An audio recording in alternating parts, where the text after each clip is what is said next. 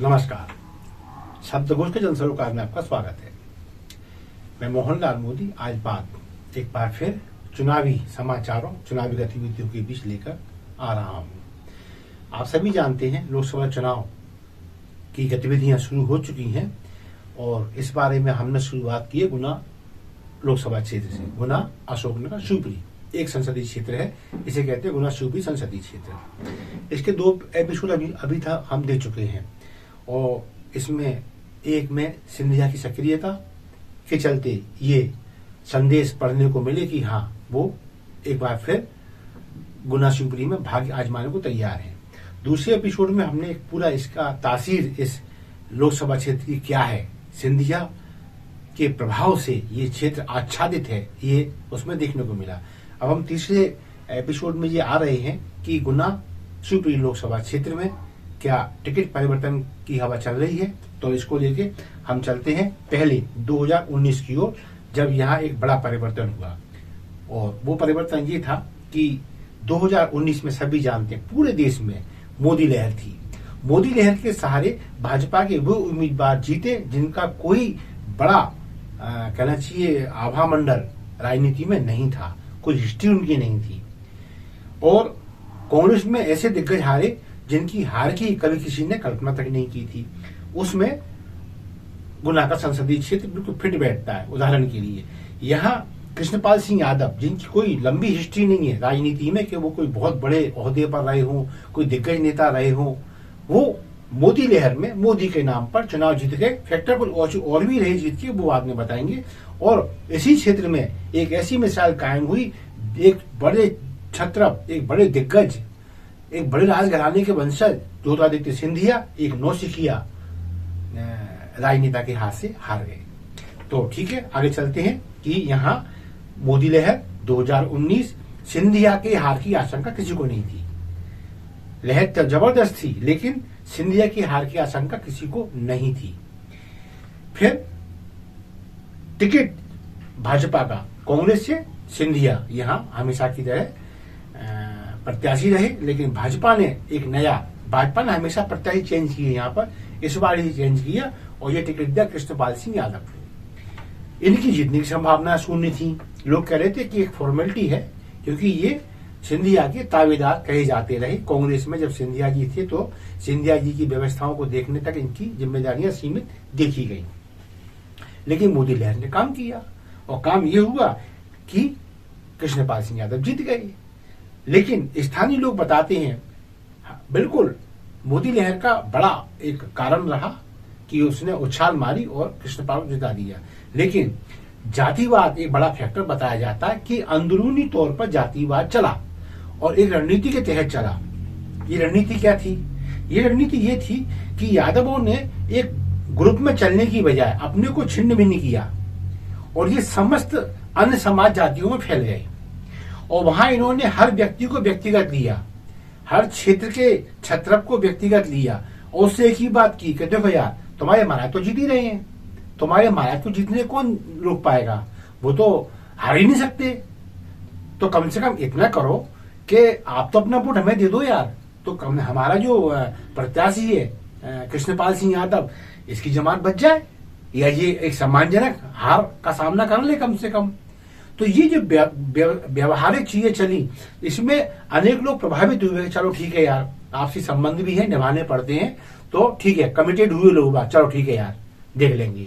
और खासकर जो यादव बाहुल्य लोग थे, भले वो कांग्रेस ही थे, वहां भी यही बात कही गई कि यार आखिर अपन यादव भाई है, आपके महाराज तो जीत ही रहे हैं, लेकिन आपको और आपके परिवार का वोट मिल जाए तो अपना ये कृष्णपाल, अपना ये जाति भाई, ये कम से कम एक सम्मानजनक हार का हिस्सेदार हो जाएगा। तो कहीं ना कहीं हार के भाजपा के किसी जिला कार्यकारिणी में कोई अच्छा पद पा लेगा।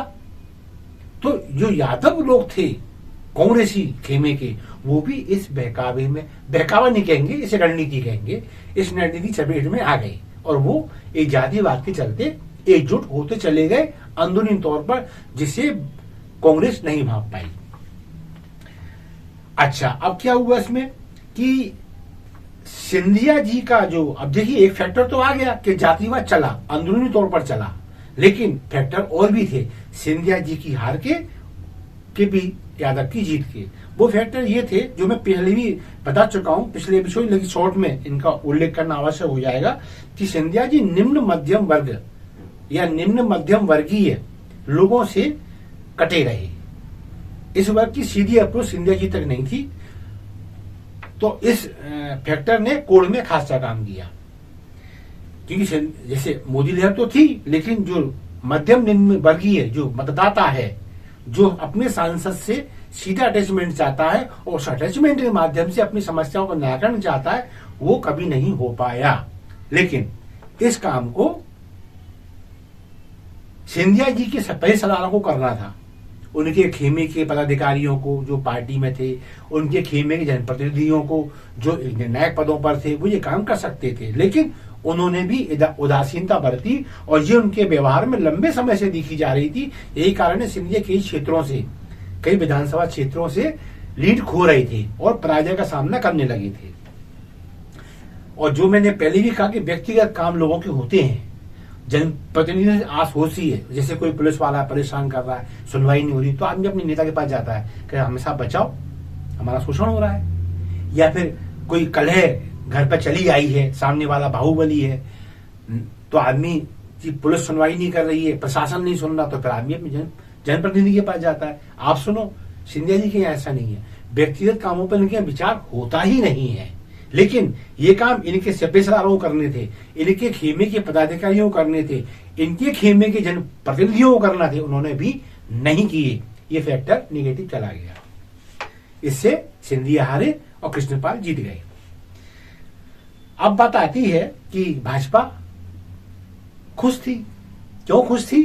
कि उसने एक पुराना 67 साल पुराना एक अजेय गढ़ ढहा दिया। 1952 के बाद से लगातार यहाँ सिंधिया खेमे का कब्जा था, सिंधिया खेमा ही जीत रहा था। सिंधिया लैंप पोस्ट के पीछे खड़ा हो जाए तो लैंप पोस्ट जीत जाए, ये छवि गुना अशोकनगर और शिवपुरी की थी। लेकिन वहां स्वयं सिंधिया को हरा दिया गया, तो निश्चय ये भाजपा की बड़ी कामयाबी थी। लेकिन अब सिंधिया खुद भाजपा में है समय बड़ा बलवान। अब सिंधिया खुद भाजपा में है, केंद्रीय मंत्री भी है, राज्यसभा सदस्य है और गुना इनकी प्राथमिकता में है, जिनकी सक्रियता दिखा रही है और उन्हें उम्मीद है कि टिकट हमें मिल जाएगा। ऊपरी स्तर पर प्रयास उनके जारी हैं और सक्रियता लगातार ये इंडिकेशन दे रही है। इधर जनता को आशंका है, गुना अशोकनगर शिवपुरी की जनता को आशंका है कि केपी का टिकट शायद ही रिपीट हो। यानी सिंधिया खेमा उत्साहित है कि महाराज का टिकट हो जाएगा बीजेपी से। केपी यादव के खेमे में मायूसी है और जनता में आशंका है कि ये टिकट शायद रिपीट नहीं होगा। कारण इसमें यह है कि जो विकास का एक खाका रहा है गुना शिवपुरी अशोकनगर का, अगर ज्योतिरादित्य सिंधिया की बात की जाए, हम 3 पीढ़ी को देखा, क्यों 3 पीढ़ी को तो मैंने देखा है। राजमाता श्रीमती विजयाराजे सिंधिया वो 5 साल में एक आध बार आती थी, ये सत्य है, इसमें कोई नकार नहीं सकता। तो विकास कार्य ठप थे, जो कहना चाहिए रूटीन के कार्य हैं, सांसद निधि के तहत जो खर्चे हैं वो ठीक है, अपनी सीमाएं स्पष्ट कर लेते थे, लेकिन बाकी कोई बड़ी प्रोजेक्ट राजमाता सिंधिया साहब नहीं दे पाई। लेकिन माधोराव सिंधिया की सक्रियता थोड़ी बढ़ी और उन्होंने बढ़ चढ़ के काम किया, लेकिन उन्हें कम कार्यकाल मिला गुना में काम करने का। पहले थे वो जनसंघ से और स्वतंत्र थे, फिर कांग्रेस से भी रहे, लेकिन कालखंड उनका कम रहा। फिर भी जब तक वो रहे, कभी साबरमती एक्सप्रेस, कभी गुना का रेलवे स्टेशन, कभी मतलब कुछ ना कुछ वो देते रहे, कभी बड़ा कोई प्रोजेक्ट, कभी कोई बांध, कभी कोई डैम, ये वो करते रहे। लेकिन ज्योतिरादित्य सिंधिया अपनी दादी और पिताजी की अपेक्षा ज्यादा क्रियाशील है, ये जनता मानती है। और यही कारण है कि जितने काम दादी और पिता के कार्यकाल में हो पाए, उससे अधिक सिंधिया ने अपने कार्यकाल में करके दिखाए, फिर चाहे वो भाजपा में रहे हो और चाहे वो कांग्रेस में रहे हो। तो उनकी अब जब नए सांसद का चुनाव हुआ और एक रिकॉर्ड के साथ जब उसकी जीत हुई, तो अपेक्षाएं बढ़ गई कि ये सिंधिया से 21 से साबित होंगे। लेकिन दुख की बात ये रही, 21 से तो दूर, ये 19 से भी साबित ना हो पाए। विकास का कोई बड़ा मॉडल ये गुना शिवपुरी अशोकनगर को ना दे पाए, वो भी तब जबकि सरकार भी इनकी थी और ये भी सरकार के सांसद थी। जबकि सिंधिया के कार्यकाल में अपन देखें तो मध्य प्रदेश में जो सरकार है वो पिछले 20 सालों से भाजपा की थी, और इधर केंद्र में अगर बात करें तो 2014 से यहाँ भाजपा का भी रही। फिर भी सिंधिया कोई ना कोई विकास का मॉडल, विकास की सौगात लेकर गुना अशोका शिवपुरी में आ रहे थे। उसके बनस्पत कृष्णपाल सिंह लगभग शून्य ही दिखाई दे रहे हैं विकास के मामले में 5 साल बाद। तो फिर आदमी को आशंका कि इनका टिकट अब शायद ही रिपीट हो और जनता भी शायद इतना बैकअप दे कि पार्टी को टिकट देने के लिए बाध्य होना पड़े। दूसरी बात, ये जनता से तेजी से कटे। अब ये इनके अंदर की कुंठा थी या कोई और बात थी, या फिर राजनीतिक दबाव इनके पे ऐसा बना कि ये फिर खुल के, स्टार्टिंग में तो इनकी सक्रियता खूब रही भाजपा के मंचों पर, यहाँ वहां जनता के बीच, कार्यकर्ताओं के बीच, लेकिन कालांतर में फिर इनका धीरे धीरे ये कटते चले गए और लोग ये कहने लगे कि अब तो टेलीफोनिक वार्ताएं भी परिचितों से ही करते हैं। कोई अननोन आदमी उनसे फोन लगा ले मदद की दृष्टि से, तो फिर ये असंभव होने लगा। ये बात हमारे पास भी आई और शायद हमने पिछले किसी एक कवरेज में ये उल्लेख भी किया इस बात का, उधर से कोई खंडन नहीं आया कि हाँ, शब्दकोश की ओर से भी कई विभिन्न नंबरों से ट्राई किया गया। सांसद महोदय का व्यक्तिगत नंबर जो आज भी मेरे पास है, उनको हमने कई बार कॉल किए, 1 बार, 2 बार, 5 बार, 10 बार, 15 बार, लेकिन कॉल रिसीव नहीं हुआ। ना तो ये तय था कि ये कॉल शब्दकोश का है, ना ये तय था कि ये कॉल मोहनलाल मोदी का है। ये अननोन नंबर से थे और वाकई में वो रिसीव नहीं हुए। उसके बाद शायद एक कपिल साहू हैं, उनके बहुत नियरेस्ट हैं, हमने उनको भी इत्तला दिया कि आपके सांसद को लेके ये धारणा है और हम जब ट्राई कर रहे हैं धारणा की पुष्टि हो रही है, आप अपने सांसद महोदय को इस चीज से अवगत करा दें। अब उनने कराया नहीं कराया वो जाने। हाँ, ये पुष्टि हुई कि वो जनता से कटी, टेलीफोनिक चर्चाओं में भी वो परिचितों तक ही सीमित रह गए। ठीक है। दूसरी बात, क्षेत्र में जातिवाद की निंदा अब होने लगी है। जो जातिवाद केपी यादव की ओर से चला गया या उनके नाम पे चलाया गया, उसकी अब तीनों जिलों में निंदा हो रही है, गुना में, अशोकनगर में, शिवपुरी में। और इसमें जो बात हमारी चुनिंदा लीडरों से हुई है, उनमें ब्राह्मण, लोधी, रघुवंशी, किरार, धाकड़ और जैन, ये सब अपने को ठगा सा महसूस कर रहे हैं कि हमसे सामान्य बातचीत में कहा गया आपके महाराज तो जीत ही रहे हैं, इसलिए अपना वोट हमें दे दो, महाराज तो जीत ही जाएंगे, हमारा आदमी इज्जत से हार लेगा। लेकिन ये रणनीति जब सामने आ रही है तो यहाँ पे निंदा तो हो ही रही है गैर जातियों द्वारा, लेकिन कुछ यादव वर्ग भी ये कह रहे हैं कि हाँ, यादव समाज के जो प्रतिष्ठित नेता है, जो भाजपा के पुराने कैडर के लोग, वो ये कह रहे हैं नहीं, ये नहीं करना था, ये नहीं करना था। क्यों? कि हम सभी समाजों में समान रूप से उठते बैठते हैं, इसमें जाति को नहीं लाना था। क्योंकि व्यक्तिगत फायदे के लिए जब जाति का उपयोग दुरुपयोग होता है तो इसका खामियाजा भी जाति को भुगतना पड़ता है। लिहाजा यादव समाज के भी कुछ लोग इस मामले में केपी यादव के साथ नहीं है, उसका प्रमाण आगे मिलेगा। वो ये है कि पुनः जातिवाद अब किसमें टिकट मिले, केपी यादव को टिकट मिल जाए, इसके लिए भी अब जातिवाद का कार्ड खेलने की कोशिश हो रही है स्थानीय स्तर पर। ये खुद यादव समाज के लोग बता रहे हैं, जो भाजपा में उठते बैठते हैं, जो भाजपा के पुराने कार्यकर्ता हैं और पदाधिकारी भी रहे हैं। ऐसे लोगों से मेरी बात हुई है तो ये कह रहे हैं कि हाँ, ये चल रहा है और इसलिए भी चल रहा है कि जो केपी यादव के समूह के लोग हैं वो ऐसा मानते हैं कि चूंकि अब तो मुख्यमंत्री भी यादव समाज से ही है तो फिर वो हमारी पहले सुनेंगे। तो खैर ये सीएम मोहन यादव का विषय है कि वो इसे कितना गंभीरता से लेते हैं, क्योंकि वे सारे समाजों के, सारे प्रदेश के नेता हैं, इसमें कोई संदेह नहीं है, डॉक्टर मोहन यादव। अच्छा, अब यादव समाज की जब बात करें तो केपी यादव के साथ क्या है, उसकी एक बानी की तब देखने को मिली जब केपी यादव के भाई अजय पाल सिंधिया के साथ खड़े होते दिखाई दे रहे हैं। यानी जब से भाजपा में आए हैं केपी यादव और सांसद बने हैं, तब से अजय पाल को उनके साथ नहीं देखा गया, उनके भाई को। लेकिन और वो कांग्रेस में सक्रिय बने रहे। लेकिन जब सिंधिया जी ने कहा कि नहीं, आपको भाजपा में आना चाहिए, तो अजय पाल उनके प्रयासों से भाजपा में आ गए। विधायक यादवेंद्र सिंह एक बड़ा नाम, क्यों बड़ा नाम है कि ये स्वर्गीय देशराज सिंह यादव के सुपुत्र हैं। देशराज सिंह यादव का मतलब एक भाजपा का बड़ा बेस, बड़ा खंभा। ये स्वर्गीय राजमाता साहब के बहुत कट्टर सिपह सलार रहे, इतने कट्टर कि राजमाता साहब इनको नाम से बुलाती थी, देशराज, जैसे अपने पुत्र को आवाज देता है कोई। वो देशराज ये कद्दावर नाम यादव समाज का रहा है, अब उस दुनिया में नहीं है। यादवेंद्र सिंह विधायक हैं, उनके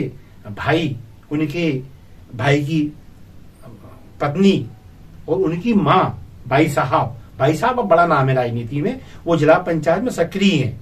देशराज जी के बाद उनका नाम बहुत सम्मान से क्षेत्र में लिया जाता है। तो भाई साहब के पुत्र अजय की पत्नी, वे तीनों भाजपा में सिंधिया जी के प्रयास से आ गए हैं। और लोग ये कह रहे हैं कि अब जनप्रतिनिधित्व के नाते यादवेंद्र सिंह एकमात्र कांग्रेस में हो सकते हैं, क्योंकि जनप्रतिनिधि हैं, टूट के नहीं आ सकते। लेकिन ऐसा कहा जा रहा है कि अब उनका तन कांग्रेस में रह गया है, आत्मा उनकी भी भाजपा में ही है। और इस प्रकार से देशराज सिंह यादव का अधिकांश परिवार सिंधिया खेमे में आ चुका है, भाजपा में सिंधिया के प्रयास से आ चुका है। तो ये माना जा रहा है कि जो यादव समाज की पहचान है, देशराज सिंह यादव का कुनबा, वो सब अब सिंधिया के साथ आ चुके हैं।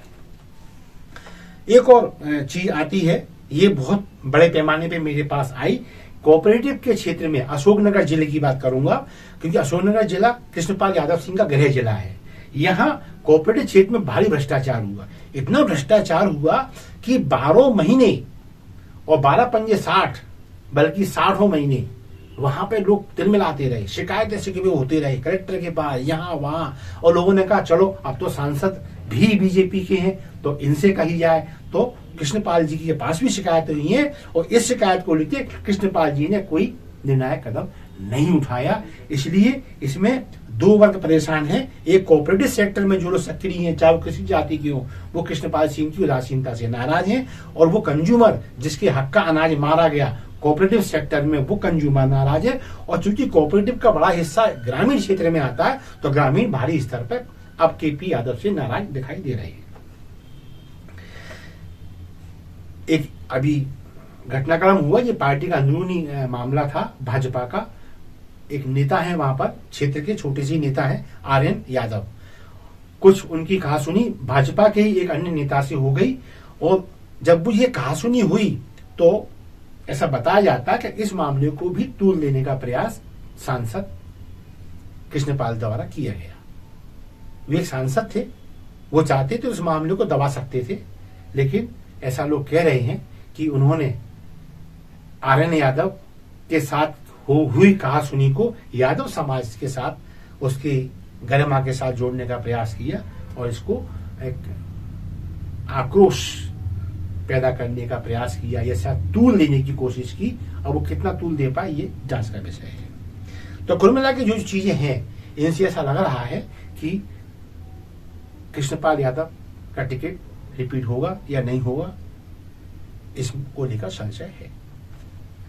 और यही वजह है इन इतने कारणों की वजह से कि एक सिटिंग सांसद, जैसे मैंने विधानसभा गुना के चुनाव में गोपीलाल जी को लेकर कहा था कि उनके टिकट के दोहराव को लेकर आशंकाएं हैं, क्योंकि वो अपेक्षाओं पर खरे नहीं उतरे और कहां उनके क्रियाकलाप ऐसे रहे जिनसे ये तय नजर आ रहा था कि वो नहीं मिलेगा, और ऐसा हुआ भी नहीं। और यही मेरा आकलन यहाँ है कि टिकट ठीक है, ये पार्टी का बहुत व्यक्तिगत मामला होता है, वो दे या ना दे, लेकिन पब्लिकली जो है आ रहा है वो यही विश्लेषण है कि केपी यादव अपना कहना चाहिए एक जो उनका आभा मंडल एक बहुत तेजी से दमका था, उसके साथ वो न्याय नहीं कर पाए। और यही कारण है कि अब सवाल उठ रहा है उन्हें टिकट मिलेगा या नहीं। अब उन्हें मिलेगा या नहीं मिलेगा, और उन्हें नहीं मिला तो किसे मिलेगा, इन चीजों को लेकर हम अन्य संभावनाओं पर अगले एपिसोड में गौर करेंगे। इसी के साथ कार्यक्रम को विराम देते हैं। मैं मोहनलाल मोदी आपसे फिर निवेदन करूंगा, हमारे कंटेंट आपको लगता है इनमें श्रम किया गया है तो प्लीज इन्हें लाइक करें, इन्हें शेयर करें, और शब्दघोष आपका अपना चैनल है, इसे सब्सक्राइब करना ना भूलें। धन्यवाद। जय हिंद, जय भारत।